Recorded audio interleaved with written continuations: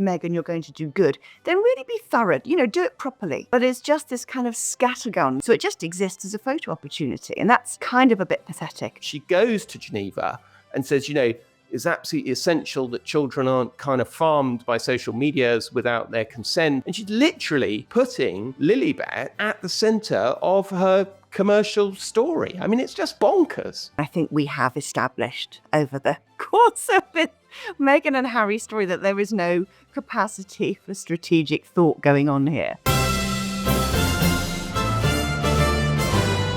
Aha, yes. Welcome to the Royalist. I'm Tom Sykes, and let me tell you something. Today's episode of this podcast is more packed with juice, with gossip, with scandal than a jar of Meghan's jam. We've got Alison Boshoff talking about why the Sussexes aren't friends with all those famous faces who came to their wedding 8 years ago.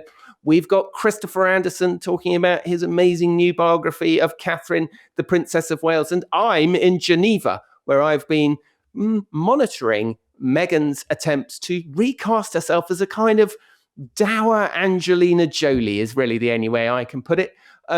Apologies for the rather severe background behind me. No, I haven't been kidnapped by the World Health Organization. I am not being held in a bunker of their building on the Place des Nations. But I promise you, in compensation, we have an absolutely brilliant episode for you. So let's get straight into it. First up, we've got our royal news update. And I'm going to be talking a little bit about how Catherine and Meghan have both had really busy weeks the past few days and how they could be going head to head in a new battle over social media. Then we've got Alison Boshoff joining me for Tea with Tom. And Alison will be talking about that amazing piece you all saw in the Daily Mail this week. And finally, our royal insider, Christopher Andersen. And Chris will be answering the toughest question of all, why he decided to call his new biography Kate rather than Catherine. Right. Let's get started. So, first up, as promised, our royal news update. It has been a busy weekend for the two women who married into the royal family, by which I mean Catherine, the Princess of Wales, and Meghan, the Duchess of Sussex. Last week, we had Catherine in the Italian town of Reggio Emilia. I hope I'm pronouncing that correctly. More famous to me, I have to say, for their parmesan, but apparently amongst world leaders in child's education, they are very big on things like forest schools and being outside and having an unpressured childhood. All very important things to Catherine, the Princess of Wales.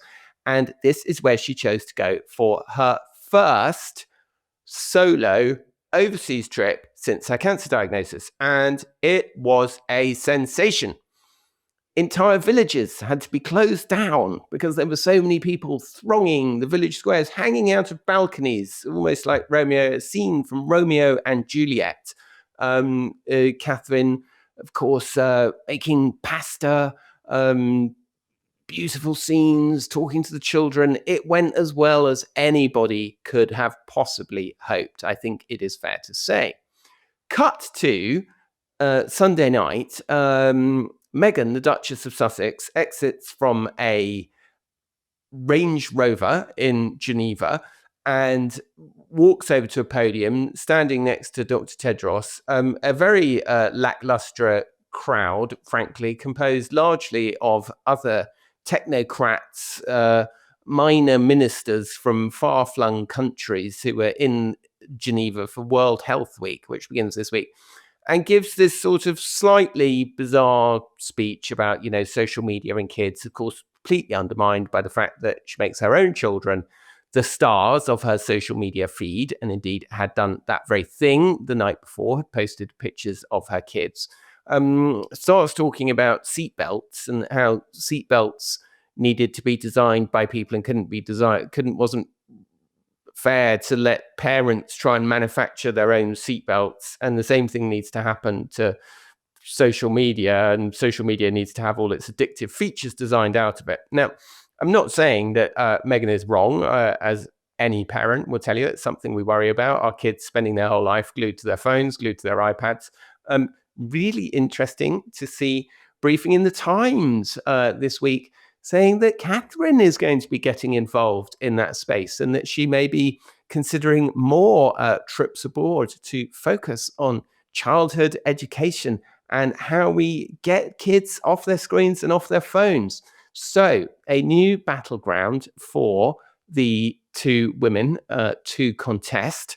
I think that from the sights to compare the photographs of how well attended those different events were. I mean, I was there in Geneva in the Place des Nations.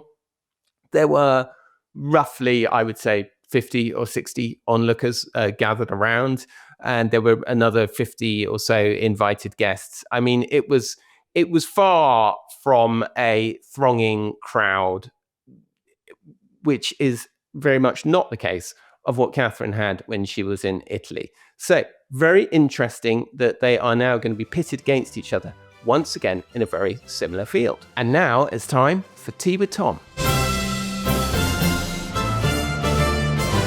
This week I am joined by none other than the Daily Mail's chief showbiz correspondent, the one, the only, the fabulously becoiffed Alison Boshoff. Alison, welcome. Hi, Tom. You are in Cannes. I'm in Geneva. It's all incredibly international. But you've been writing a storm lately about the Sussex story.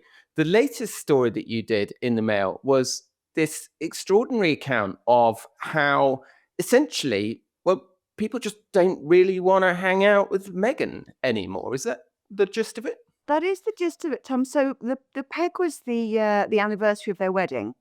And I thought, well, it would be instructive to look back on all the famous people who went to their wedding and see where the relationships are now. And the answer seems to be mostly in the garbage. Yes, and indeed, the 19th of May, I believe, was the date of the wedding, was it not? Which Yeah, it is was. the very day that this podcast is transmitting to the world. So it's an extremely timely look at those relationships. Of course, the most famous of these relationships is George and Amal Clooney, because it kind of emerged afterwards that they'd never met them before inviting them to the wedding, didn't it? Yeah, it did. And I haven't directly spoken to the Clooneys to confirm it. However, Rachel Johnson spoke to one of the fellow guests who had apparently asked them, how do you know the bride and groom? Because you do at weddings, don't you? That's the way to, break the ice and make small talk. And Amal apparently said, we don't. We were just invited. So, yeah, wow. So it was kind of, that's for me makes it really interesting because there is that sense that this was a some kind of a social reach. It was like, who can we get? Almost like assembling a great cast for a movie. Who can we cast in our wedding? So it wasn't, all of our boring, snaggle-toothed friends from primary school. Let's have some A-listers there as well and make it all look really as a kind of vision of this Hollywood meets royalty perfection. So they were kind of setting out their stall, at the wedding, looking back on it. And in fact, there were no friends from school. There were no family members other than Doria. And of course, there was this great controversy about whether or not her father would show up. Usually we worry about what hat the mother of the bride is going to be wearing. This time it was whether the father would show up at all. He didn't. He'd had a heart attack. Charles offered to walk Meghan down the aisle, and she accepted his offer, but only for half of the aisle, and decided to do the rest herself.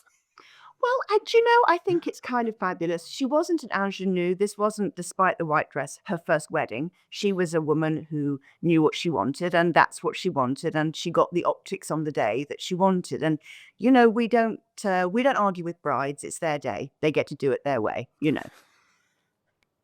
Very good point, Alison. Very good point. But it is notable, isn't it, that she didn't have any, as you say, snaggletooth friends from primary school there. There wasn't one. No, nobody at all from primary school. And there were, I think, a couple from university. So I guess, in a way, maybe we're thinking about weddings when you get married and you're 25 or something. She was post 30, maybe, if we're being really charitable, maybe all those friendships had just naturally, fallen away. But it was notably the people who'd known her since she had become famous, since she'd become well known, this sort of Great Gatsby idea of her own identity. And she was, creating it at the wedding and telling a story about herself, the kind of person she was going to be, the kind of marriage it was going to be, the kind of public profile that she was going to command. This is her, a really significant step on the world stage, watched by everyone around the world. And she was not going to fluff this amazing chance to make her great entrance and to show all of us stuffy old Brits how she was going to conduct herself from now on. But it is an extraordinary list, isn't it, when you look at it? And of course, for British viewers, I suppose David and Victoria Beckham are the complete totems of, how to fall out with some really powerful celebrities. And there's been a couple of different narratives here over the years. There's Tom Bauer, of course, had this amazing story about David Beckham flying to Australia and then sort of being dispensed of in fairly short order without sufficient respect. And then there's another story that Victoria was rather aggrieved because she gave Meghan a lot of her contacts, like her hairstylist and makeup people and clothes people. And Meghan was a bit ungrateful towards her. But there's no denying, isn't there, that the Beckhams don't want anything to do with them. I mean, there was this amazing video. Do you remember about a year and a half, 2 years ago, where they sort of encountered each other at the backstage at the baseball game, I think, and kind of walked past each other as if they'd never met each other before in their lives. I mean, it was extraordinary. Yeah, I know. And I speak to the Beckham people and they say that they're on friendly terms. I think Harry came to a football game at which Inter Miami were playing, but it was in LA. And he did meet up with David and they had a, 5-minute, how you doing backstage afterwards. And, they're on, it's not, they hate each other, but they're not friends anymore. They're friendly, but not friends. Yeah. It's almost like the bigger issue, isn't it? It's like whenever there's a divorce at the beginning, everyone says, I'm going to remain friends with both the husband and the wife. But as time goes on, you kind of have to pick a side. And it feels to me like at the end of the day, when people are asked to choose, do you want to be friends with this guy who's lobbing rocks at the royal family, or do you want to be friends with the fella who's going to be king or is king? They chose pretty smartly that they wanted to be aligned with where the real power lay. Is that unfair? No, that's totally fair. And I think that's the case with all of them, really.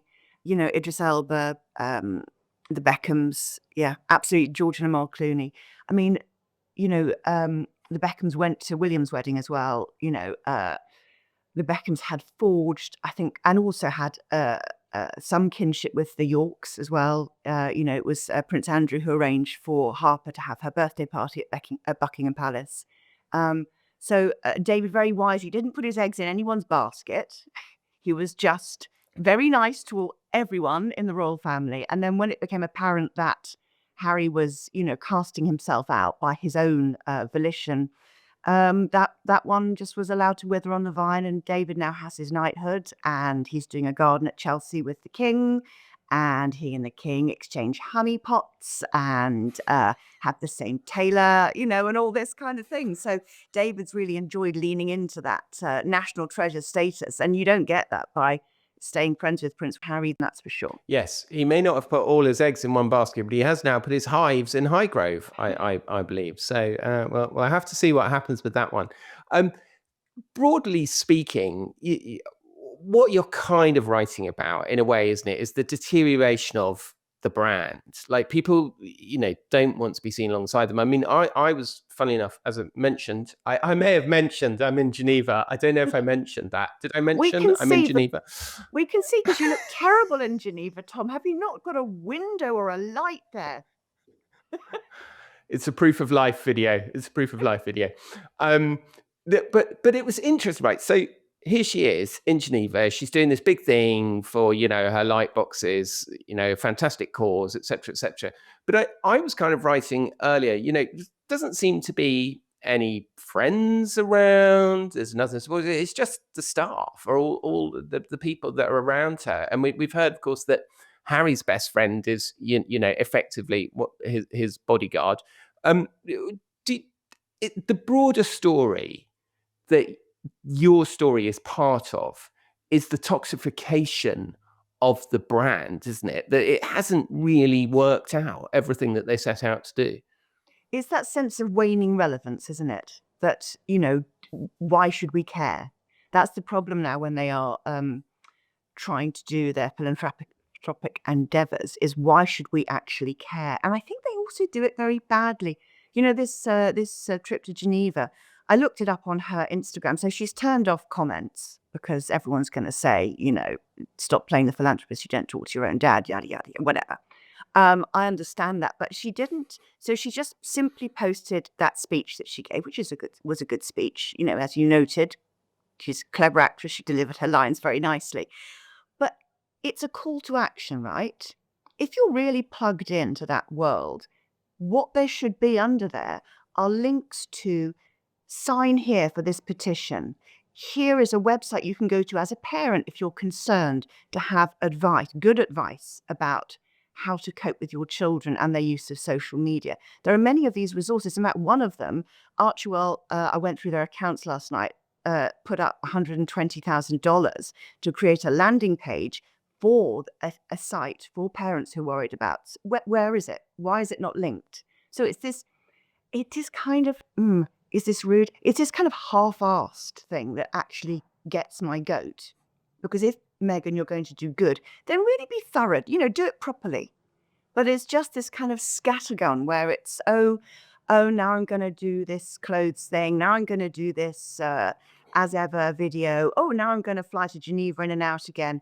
And it doesn't land with impact because actually they're not, I don't know if they're not being advised or not taking the advice, but they're not plumbing it in a necessary way to make it have an impact where people can actually act on it if they are convinced by what she says. So it just exists as a photo opportunity. And that's kind of a bit pathetic at this point. It should be more from that, shouldn't it? I absolutely agree, Alison. There's a sense of just tons of mud being chucked at the wall and see what sticks. And it's really interesting what you say about how there being no follow through, no proper joining up of the different, properties and the different entities within the social media campaign. It's very reminiscent, of course, of the way that the As Ever brand was a kind of mess, and there should have been QR codes on that Netflix show, right? There should have been because everything was messed up because American Riviera Orchard went wrong, and then it was but it also reminds me of the 40 by 40, the short-lived 40 by 40 thing, which was going to be this mentoring initiative, and then just completely disappeared without trace. Nothing ever happened. And it's almost like, I don't know, it feels to me sometimes like Meghan just thinks she can show up, say a thing, and then that's the end of it. And I think what the lesson of the royal family is, and again, I've said this with the royal tours, when you go on a royal tour, it's so incredibly organized. If the proper royals go to an English-speaking country, there are literally thousands of people on the ground, free volunteers who, want to chip in and make it happen. There's so much organization happening behind the scenes to make it have an ecosystem that it lives within, that it's part of a bigger thing. And as you say, here it's just you're going to show up, give your speech, and hope that, I don't know what's going to happen, that Facebook are going to change their infinite scroll or something. I mean, it seems completely bonkers. And I think that's why people think that there's this suspicion that her main motivation on this trip was positioning herself as kind of, thoughtful, clever, sensible, political Meghan power player standing in front of the United Nations with Dr. Tedros. It allows you to think that there's nothing to it, doesn't it? Because all she's doing is presenting the image. So then it's, as you say, where is the follow through? I think it's really disappointing. And I don't think it's just that they don't have any staff and any money, because actually, really, it's a question of giving it the thought and being strategic. And I think we have established over the course of this Meghan and Harry story that there is no capacity for strategic thought going on here. Yeah. There is no strategic thought, Alison. Of course, if you want an example of that, look at the run-up to this event, right? It was completely mad. There is no, and when you say, are they not getting advice or are they not taking advice? I think also they're not asking for the advice. Because I think if you had gone to any communications professional in the world and said, tomorrow I'm going to be doing a big event at the United Nations in Geneva, the World Health Organization. It's the biggest thing of my whole life. It's my chance to be Angelina Jolie.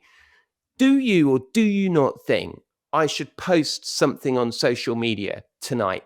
And do you think that a good thing to post would be me in my dressing room surrounded by clothes whose value probably equates to 25 times the annual salary of the typical person, that most people think that the World Health Organization is there to help? I mean, it was just so unbelievably tone deaf, not to mention the fact that then she goes to Geneva and says, it's absolutely essential that children aren't kind of farmed by social medias without their consent, et cetera, et cetera. And she's literally putting Lilibet at the center of her commercial story. I mean, it's just bonkers. It is. I actually thought I was seeing things. I was I was out last night in Cannes and I, checked Instagram and I thought, no, I must have had too much rosé here. She can't actually have posted this. But yeah, there it was. I mean, it is unbelievable because the you opened yourself, as you say, to accusations of staggering hypocrisy. It's absolutely tone deaf. And it just sits on that very trivial level where this is an actress who's putting across a nice image. And that's all she's showing that she can do. Again, and that's what that post was all about. Yes, I mean, you accused her in your excellent Substack of, opening herself to accusations of vanity. And that's all it does, because all it looks like, and I'm not saying this is the case, but it just looks like all she cares about is the way she looks. That's what it says, doesn't it? It doesn't say, I'm dedicated to this work. I'm really committed to making a difference and to combating digital harms. And I want everyone to join with me in this campaign. And by the way, here's the link, even just to the group that you're supporting who actually have created this installation. They aren't even hashtagged or anything on any of the social media. I mean, that's like, I'm a digital idiot, but that's basic. It is extraordinary, isn't it? Because it's just like, I mean, it just looks like all that they really cared about was getting a photo of her with Dr. Tedros outside the UN looking important. Do you know what I mean? Yeah. It's really not very good. And then you think, oh, why isn't Harry there? And there's no explanation of that. So, she's presented this really weird, unclear narrative. You should actually have one thing to say and say it really well. And by what she's done is she's muddied the narrative, because you're immediately then talking about her and her wardrobe and her child and her behavior on social media. And also, why isn't Harry there? Why is, he's done a couple of big philanthropic gigs and been doing some political speaking. So why is it now her turn? So we aren't clear. Are they not in lockstep? Does Harry not care about this anymore because they've done events together for this charity? So it's not just Meghan's gig. So why isn't Harry there? So that, that kind of needs to almost be addressed and dovetailed off before they go, to say, I'm really excited. I'm going to this event in Geneva. When I get there, I'm going to post all these links and you can all get involved. Harry's not coming. H isn't coming because insert reason here. And I'm going to go on my own. And then we can all concentrate on the message. Whereas instead, when she's asking us to pay attention to the message, you're thinking, oh, is she wearing that jacket that we saw on Instagram last night? Is she blah, blah, blah? Who's with her?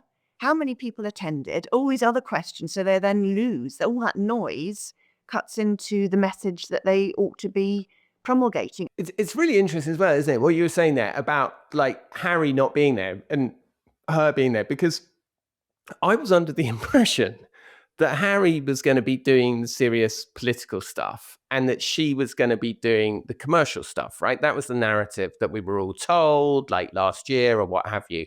There was going to be this career divorce was, how it was put. And again, it's like that thing that you say of just not being able to stick to the guns, not being able to stick to the strategy.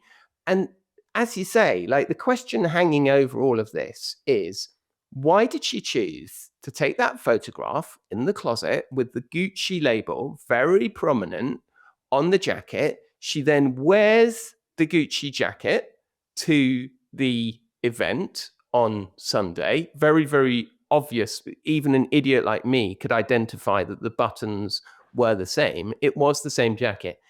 And frankly, how long is it going to be until that appears on One-Off, with the items for sale and with her getting 15%? And is that a kind of unbelievably tacky and undignified way to sort of go about your business? I mean, it's so chaotic and crazy, isn't it? I mean, it has to appear on One-Off. Otherwise, what's the point of doing One-Off? And, one of the bits of noise that it threw up was this speculation, does this mean the closet shot that she's going to launch something in the fashion space? Well, she actually already did. That's how chaotic her messaging is. People haven't noticed she actually has got One-Off. She's already doing her fashion thing. So, yeah, it is chaotic. And, you can see there is a commercial imperative to make money, and it's muddying, as it just has done from the start. It's muddying that philanthropic intent, which is why actually it would be so much better if they stuck with their brand separation and just let Meghan take the heat for being the commercial person and let Harry be saintly for the philanthropic end. But I think that I suspect that Meghan doesn't like the way she's always being dragged for making money, and has thought, no, I would like some moral high ground. Thank you very much. I think I'll do this one for the moral high ground, because I think she's been dragged so much over the commercial activity. My view would be, and I don't know, you'd never know someone's motivations. Maybe she doesn't even admit it to herself. But I think this is all about Meghan trying to bounce back from the crummy press that she had in Australia. I absolutely agree. And I think it's about her trying to position herself. It's about her trying to, I think there's definitely like an effort to say, oh, Catherine is just doing this lightweight thing in Italy with cooking pasta with kids. And I'm here doing the big thinking with the World Health Organization. Of course, slightly misses the point that the streets of Italy were thronged. They had to close down entire villages when Catherine appeared. And I mean, I was there last night. I mean, there were 50 invited guests and maybe another 40 or 50 people standing around the edge. I mean, it's just like this. Yeah, it just makes me think, if this is what you want to do, if you want to visit hospitals and you want to give talks about like social media, which by the way, Catherine's getting involved in that space. Look out, Meghan. If that's what you want to do, why did you leave the royal family? That's the perfect platform to go on about social media, to go on about, go and visit hospitals, to do the Invictus Games. I mean, why, if that's what you want to do, why have you left? Well, it doesn't make sense, does it? But, perhaps this is, and here we hear the old clanging chimes of doom. Perhaps this is them on their way back into the royal family, because that's where all the pointers are pointing, isn't it? And, I understand as a parent why King Charles might want Harry back in the fold, but I feel certain from what I hear from people, and I know you hear the same, is that people just won't wear it. People don't want them to be forgiven and to be back in the royal family. So I think there's a genuine problem here, where I think the King's direction, which is all, forgiveness and bring them back and let them, be a part of it again. I just think people won't wear it. Now, this segment is called Tea with Tom, so I'm going to have a sip of my tea. And you'll forgive us if I veer off onto this, Alison, because I think this is such a fascinating thing. Do you think, okay, when Harry made the speech about Ukraine and, it was Yvette Cooper was allegedly there and, et cetera, et cetera. And then Charles stands up in Congress and sort of makes some quite similar points. Okay, that's a coincidence. The next week, Harry writes an article about anti-Semitism in the New Statesman. There's a good reason why Harry has never spoken about anti-Semitism before, and I'm going to be getting into that in an interview with Christopher Andersen later, because he wore a Nazi uniform to a fancy dress party. So there's a good reason why Harry is not a leading advocate amongst the Jewish community, right? And it seemed to then the same day that comes out, Charles appears in Golders Green. And it seemed like two massive coincidences. Do you think that they're in cahoots? You have to wonder if there is some communication. I don't understand how there could be any communication or any trust, because from my briefings, there isn't any communication and there isn't any trust. But maybe if there is, that meeting with Liam Maguire and Tobin, Andre, was supposed to be all about sharing diary details. So perhaps that's what's happening. Okay, so perhaps it's being shared that the king will address the Ukraine situation, that the king will address anti-Semitism. And then Harry is doing this kind of as an olive branch to say, I am actually on your side. We're on the same side. I'm supporting you. Except it doesn't look like he's supporting him to me, but perhaps that's what's going on. I don't know. You're better placed than I am. Well, that's what I find so weird about it. So I then started to think again. So initially, I thought the same thing as you. I just thought that Ukraine thing was an incredibly sort of mean and nasty thing to do to your dad, days before he's off to do the most important speech. But then I'm afraid after this New Statesman thing, and I had to reconsider. And I kind of came to the conclusion that there is a very serious possibility that the King's office thought, let's just see how it goes down. Let's just see how a member of the royal family criticizing the American leadership or lack thereof in Ukraine. Let's just see let's float the balloon. Let's test the weather and see what happens. We've got endless plausible deniability. In fact, Donald Trump himself came out and said Harry doesn't speak for the United Kingdom, which I guess is what he was told by his advisors, who presumably made contact with officers in the United Kingdom and said, "What's going on? Why is this guy talking about Ukraine?" And they nothing. Don't worry about it. Yeah, it does. It does look like them. I don't really believe in coincidences, so it has to be evidence of the two halves moving in concert, which I think is perturbing on any number of levels. But maybe there won't be all that much more of Harry floundering in the wilderness. Maybe he's going to be pulled into some people who do actually do strategic thinking, who are backed by a retinue of advisors who they actually listen to. But can he be reined in? Will he be willing to? Will Meghan be willing to? Because for her to accept that as the new direction of travel, then she has to cede control of their narrative. I don't see that happening. So, buckle up, I think. I think you're right, Alison. Thank you so much for joining us. Sorry, we've been on going on much longer than you thought, but I think you have to agree. Alison is such a fantastic commentator, and it's great to have you on. Alison, enjoy the rest of Cannes. I'll keep enjoying Geneva, and we will meet again soon. Thank you so much for being on the Royalist. My pleasure, Tom. Hope you get out of that bunker soon. Okay, folks. So up next we have our Royal Insider. Well, I'm delighted to introduce my next guest, Christopher Andersen, with an E for those of you looking him up on Amazon, like Hans Christian Andersen, another great storyteller. Christopher, your new book is called Kate. Yes. It's a controversial title, and let's start with the title. Why did you call it Kate rather than Catherine, which is what she said she'd prefer to be called? I know she'd prefer to be called Catherine, but the fact of the matter is that on this side of the Atlantic, in the United States, she is known universally as Kate. And even polls show that a majority of Britons refer to her as Kate, even Kate Middleton. So yes, indeed, her formal title is Catherine, and we can go do that. Why don't we just call her the Princess? It'll make it the Princess of Wales, whatever. Let's split the difference. And call her By the way, I have to say I have utmost respect for her. This book is, I've written a lot of books I'm kind of a warts and all biographer. So many of the books I've written have been, controversial and candid and frank about the people. This is candid and frank, but this is an exceptionally, I think, wonderful woman, and therefore it comes across, I think, as a very respectful biography of the Princess of Wales. But there's no denying you do get stuck into Catherine and William at various times. I mean, you say that infer that William was perhaps drunk at his own wedding, that he smelt strongly of rum. You have this controversial claim that's come out of the Sussexes saying that, Catherine and William planted stories, even that when they knew it was causing Meghan to want to kill herself.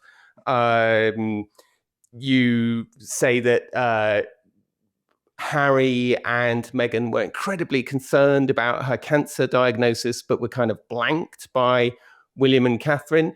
I mean, it's a funny kind of tribute, isn't it? Because you go quite hard on Catherine. I don't think, oh no, it's not, I'm not hard on Catherine at all. As a matter of fact, I think, she kept the world in the dark over a cancer diagnosis because she wanted to wait to tell the children. So there was that 2-month period, we may all recall, when she was undergoing chemotherapy, secretly, all very kind of cloak and dagger, getting her treatment. No one knew about it. All of that firestorm of conspiracy theories that raged on the internet.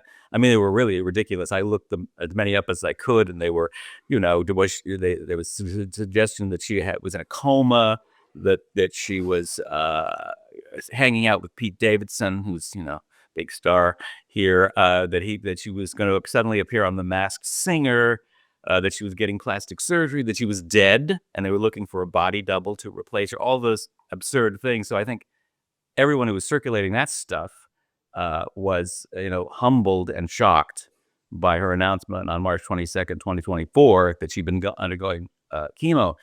Of course, Harry and Meghan would be kept in the dark, as would anybody, but especially Harry and Meghan, because once they're told something, I don't think one would expect them to keep it to themselves.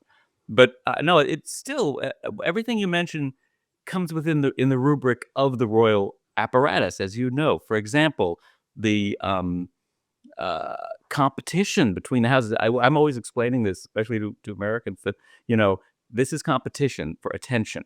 And yes, Charles was jealous of any scrap of attention that Diana would get. It drove him crazy, and take that where they're all competing for dollars, what it comes down to, for their various causes, and and so I think that's what they're thinking, is that it's valid for us to try to step ahead and step into the spotlight, because we all are pushing our interests, and their big causes, mental health and the arts and sports and everything else. So there's reason behind it. But I think the person who comes up as more of a shining star is Princess Catherine. Catherine, Prince of Wales. Okay, fair enough. But let's take one very specific example that you talk about in quite some depth in your book, and that Harry talked about in depth in his book, and that's been back in the news because of Harry writing this article for the New Statesman about anti-Semitism on the same day that his father made the visit to Golders Green, which was the scene of a terrible but fortunately non-fatal anti-Semitic attack in London. Harry, in his book Spare, basically says that it was William and Catherine's fault, that he asked their advice and they told him to choose the Nazi outfit. I mean, it was notable that in that New Statesman article, he said, "I have taken accountability for what I did." But I mean, in the book, he literally did the opposite of that. He literally blamed it on Catherine and William. And I was told at the time that the book came out that it was they found that one of the most objectionable pieces in the entirety of Spare. But from what I made of your account of this, you kind of even go a bit further and say that Catherine was joking about it and laughing about it and saying how funny it was. I mean, do you accept that somebody can claim that they are not responsible for an offensive outfit they wear to a fancy dress party? I mean, it seems an extraordinary pass that you give Harry on that, and you seem to buy into his narrative quite substantially. And I do, for one reason, and that is that in the past I've written other books about the royals, and I wrote a book called Brothers and Wives years ago about the Harry and William relationship and the split. And by the way, I saw that coming a long time ago, because from the get-go, from the time they were small children, Harry was overshadowed, and there's all tension between them. And then, of course, that was all fueled by the broken marriage of their parents and his mother's tragic death, and nobody helped giving them the help they needed to overcome the PTSD. But the choosing of the costume has to be taken in context. everyone at that party was fine with it. Nobody, I mean, there were a couple of raised eyebrows, but William and Harry were, William and Kate were as well. I think that there is a sort of a lack of understanding in that generation. I don't think that the people of that age at that time really were as well schooled in the history of Nazism and anti-Semitism as they should have been. But Harry was left to really be raked over the coals. Let's not forget that. I remember that vividly. And you had to think, he was just obviously it was a stupid and thoughtless and callous thing to do, but he wasn't the only person kind of responsible for that situation. I've got to challenge you on that, Christopher. I mean, you say no one seemed to enjoy that party more than Kate, who boasted to one guest, only half in jest, that she was responsible for picking out Harry's ridiculous costume. I mean, and William, Williams and William, sorry, for picking out both of their ridiculous costumes. Yeah. I mean, that's a significant escalation from even what Harry claimed in his book. And I am told that this issue of Harry blaming them over the Nazi costume was one of the things that upset them in the book above all else, I was told at the time. I mean, can we really say that somebody else is responsible for Harry wearing that costume? No, but it was his decision to make ultimately. But don't forget his age and his callowness and the situation he was in. It's inexcusable. My God, I mean, we all were aghast when it happened. I don't want to get delayed on this because there's loads of great stuff in the book. But I do just want to make the point that I think it's a bit weird to say that anybody else is responsible if you decide to wear a swastika, the most recognizable emblem of hate in the entire of human history, to a party. That's all I'd say. Oh, no, I think we all agree with that. But I think in the context, it is peculiar that once again, not only did he show up at that party, but that so few people made anything of it at the party. So, I think it's a kind of a generational gaffe that is horrendous, of course. And it just shows maybe that the educational system in the upper classes isn't working as well as it should. Okay, so having raked Christopher over the coals on that, Christopher's written loads of brilliant books about the royals. He's a brilliant storyteller. He weaves a narrative through his books, and he weaves a narrative through this book. And I think Christopher would be the last to make any apology for the way that he constructs his stories and tells his stories, and occasionally makes leaps about what people are thinking and so on and so forth. But it's a very compelling style of storytelling that has landed him on the New York Times bestseller list multiple times. 18 times. 18 times. Yes. Exactly. So, Christopher, one of your books, Brothers and Wives, had a sensational claim in it that I reported at the time, that it was King Charles who had originally made the comment about what colour, tone of skin Meghan's then unborn child may or may not have. You were subsequently proved right. And I always say it's very tough for journalists in our position, because occasionally we have to go out there and make claims. And of course, everybody rubbishes it. I mean, I remember at the time, the briefing on that book that came from the palace was, we do not comment on works of fiction. I mean, it must have been very satisfying for you professionally when it came out in Omid Scobie's sort of messed up translation of his book, that indeed Charles was one of the people who had made those allegations. Right. It's always, but the palace denies everything, always has. It's great when they issue it. Actually, in the old days, and I've been covering the palace for 52. Well, no, it's interesting. I always say 52 years, but it occurred to me that it's actually 61 years, because when I was a 16-year-old cub reporter in San Francisco for a local newspaper, I actually tracked Princess Margaret down in 1965 to the Huntington Hotel and tried to convince her to, through her friend Sharman Douglas, who's the American socialite, who's her very close friend, the two of them to just sit down and do an interview. And they, she said, thanks, but no thanks. It was an interesting conversation. So, yes, I've had my eye on the royal family for a long time, and they did not used to, as you well know, they still don't often respond at all to anybody. So once they've, you've struck a nerve if they deny something. And in that particular case, it did come to pass that it was, once again, this happens over and over again. Over the years it has. I've been fortunate enough to have that happen. The Day Diana Died, which is a book I wrote the year after she was killed, was full of, that did generate a bunch of denials as well, and every single fact in that book was verified. I mean, I have not, I will knock on wood because I'm not a fool, but but no one has really seriously, challenged what I've written. So I'm happy about that. What did you make of Catherine's visit to Italy last week? I think, well, I have many feelings about it, but I have to be I think it's a dry run. I think she's going to be off and running very soon, on other trips. I think certainly it's a milestone event, and it shows that her treatment has progressed. I mean, she's been in remission now for 15 months. I think obviously the cancer diagnosis really shook her, and people have to go back to that time. In the United States, there is such a political upheaval going on every day. We're just showered with the revelations and scandals and news like never before. We wake up and horrified about what we might learn. But that all was brushed aside when she made the announcement that she had cancer. I mean, the entire country stopped in a way that I've never seen. So it shows you the amount of affection for her, but also, that we all want to break from other news. And even though it was horrible news, it wasn't political. So if anything, I think the royal family is taking even we're paying more attention to it today than we ever have. Yeah. I've been told by friends of William and Catherine that they will say privately, maybe not so much anymore, but at the time, William was certainly saying privately how much he hated Harry, how he believed that the stress had, if not caused the cancer, certainly had not helped with both him and his father.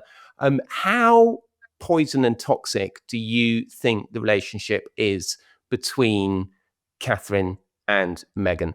Oh, Meghan. Well, I think that they couldn't connect. The cultural gap was too great. Meghan was not going to, take a back seat to anyone else, quite obviously. She's not just an American. She's a Southern Californian in the show business, I mean, obviously, she didn't see her. I don't know why. I think most Americans feel, why would you give up having a place in history as a member of the royal family to become just another influencer, which is basically what they've done.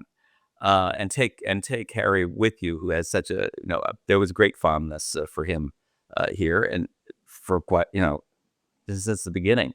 But I think what I think is interesting is the relationship between Harry and Kate. I mean, that was a genuine thing. We know all about how he thought she was his, called her the sister he never had, and there was this connection that they had apart from William. They both had this wacky sense of humor. They could make each other. He talks about it in Spare too. That he could always make her laugh, and vice versa. And I think she wanted to preserve that. And when we go back to the Philip's funeral, Prince Philip's funeral, I mean, they're walking up. I think that's a moment that says an awful lot about what her position was. She almost physically steered them together. And of course, that episode ended in violence, unfortunately. But it wasn't until, Harry made that statement that took us all aback when right after his father was diagnosed with cancer, saying, "We just don't know how much time he has." And nobody who's battling cancer or just been told they're going to start battling cancer wants to hear that kind of doomsday talk, and it certainly ignited again all this speculation about, well, how sick is he, and by the way, he seems to be, he's not in remission, but he seems to be handling everything very well. Everyone I spoke to who encountered him close up in Washington said that he looked very robust and extremely energetic, and it certainly looked very healthy. So that's great. Yeah, absolutely. And I've actually reported on that. So he was having, obviously the UK legacy media can't talk about his health, but we can. We try and do it in a respectful fashion. But so I speaking to somebody who knew, and basically in the run up to Christmas, he was having these incredibly expensive and rare, specialized, cutting edge immunotherapy shots. It was kind of one a week, a kind of infusion that he was going for with an RNA vaccine, multi-combination of immunotherapy drugs. And yeah, what he said, I was told that what he said at Christmas really should be taken at face value. And a lot of his aides and a lot of his friends now believe that he could, and his doctors, his medical team now believe he could live out his natural lifespan or something very close to it. In his case, that could be 101 years. Let's talk about the Catherine-Harry relationship. As you say, he seemed to place a great deal of store in that relationship. She was also almost a mother figure. He initially writes incredibly tenderly about her in Spare. He spoke incredibly warmly about her, for example, in the Bryony Gordon podcast or any number of events, but before he met Meghan. How painful was it for Catherine when he then, frankly, threw her under the bus, put all this stuff in the book, invaded her privacy, wrote about, arguments about lip gloss and bridesmaids' dresses, and basically made out, frankly, that she was a cold-hearted B1 TCH. Well, he didn't go quite that far, but he was, yes. I think he did, Christopher. He said basically that she couldn't hug, that, she was stiff, that William had chosen somebody who would fit the mold rather than somebody that he loved. I mean, he was pretty brutal and horrible on Catherine. Right. Worse on William, of course. I think William's anger, as you said, all I've ever heard is that he's, livid and has not stopped being that way. He's, I don't see any, people keep talking about there being some sort of healing going on here. That's not going to happen. I mean, do you think so? I don't see it at all. I don't see any attempt to bridge this gap. But no, obviously she was hurt. But it would make it a lot easier, let's face it, as a practical person operating in that environment, if they could have done something to at least have a civilized relationship, it would have helped the image of the monarchy. And I don't think people give her enough credit for thinking ahead, because she sees her position as the mother, as the wife of a future king, but also the mother of future king. She's a person from a very common background. I always say she's a working class background. That, it's she has a notion of her duty to the country and the institution, and she's looking far, far ahead. So it would be obviously better, again, for someone like her who thinks practically, to have everything smoothed over. And I think she's used to having everything smoothed over. I mean, my God, she's had to handle all sorts of problems with William's mental situation. He's talked about his bouts with depression and seeing the worst things in the world as an air ambulance pilot and all that sort of thing, in addition to his own having to cope with mental health problems that resulted from his parents' horrible marriage. She, and his mother's death. She brings such stability to the whole institution of the monarchy that I think they've never seen anything quite like it. I can't think of another person who's had that kind of impact. Or could, because she's not, of them. Christopher Andersen, thank you so much for joining us on the Royalist podcast. You can see Christopher's book on your screen now. It is available for sale at all good bookshops or indeed a internet retailer near you. Christopher, thank you so much. Thank you, and congratulations on the podcast. Well, folks, like I said, an absolute banger of an episode. I loved the interview with Alison. I enjoyed the interview with Christopher Andersen. What did you think? Do you think that I was tough enough on Christopher? Do you think that we got enough out of Alison? Do you want to hear from them again?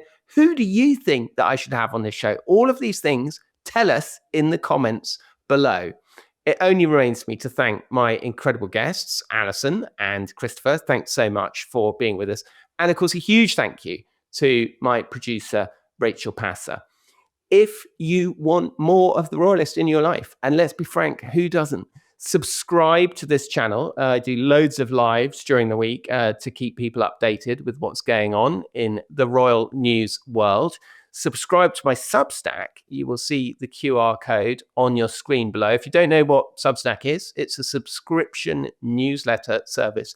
There is a free newsletter every Sunday, so you're not required to pay. Just join as a free subscriber and see if you enjoy it. And above all, thank you so much to all of you for spending an hour of your valuable time watching this podcast. I hope you've enjoyed it. God save the King.